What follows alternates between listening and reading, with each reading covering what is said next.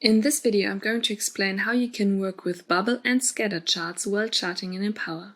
Let's start with bubble charts and insert a bubble chart via the Empower Charts button in the Insert section of PowerPoint right here. You can find the bubble chart right here. Firstly, let's take a look on the corresponding mini Excel that you can open via the Edit Data button in the action bar above my chart. This chart type uses a special data structure. You can see that we have different points right here, and each of them goes with an X and a Y-axis value that define the position of the point in the chart. Moreover, each point goes with a size that defines the size of my bubble in my chart.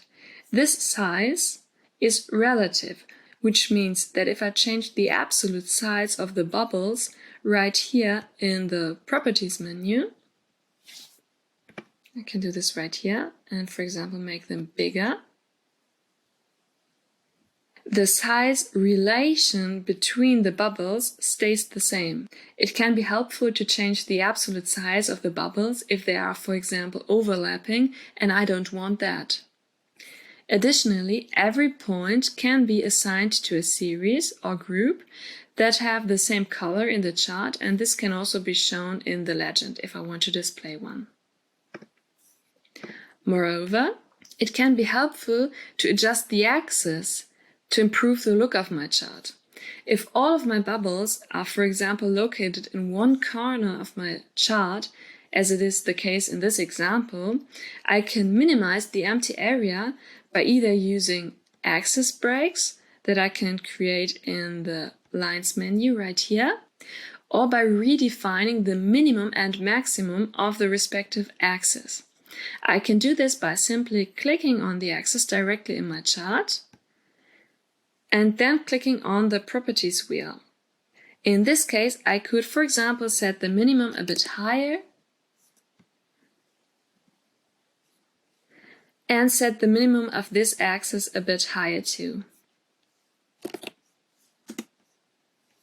And now you can see that the chart looks a lot nicer and is easier to understand. Note that we created a separate video on how you can work with axis breaks if you'd like to get further information on this topic. Scatter charts basically work the same way. The main difference is that they don't work with the size column in the mini Excel. However, I can give each point a name in the label column. Moreover, you have special opportunities concerning the data label of the scatter chart. In the Data Labels menu, I can choose if I want to show data labels at all, and if I want to display the coordinates or the Excel labels. This would be the names that we inserted in the Labels column in our mini Excel, or I could also use a combination of both. Furthermore, it is possible to create a custom label right here. I hope this video gave you an insight on how you can create and adjust bubble and scatter charts. Thanks for watching. Goodbye.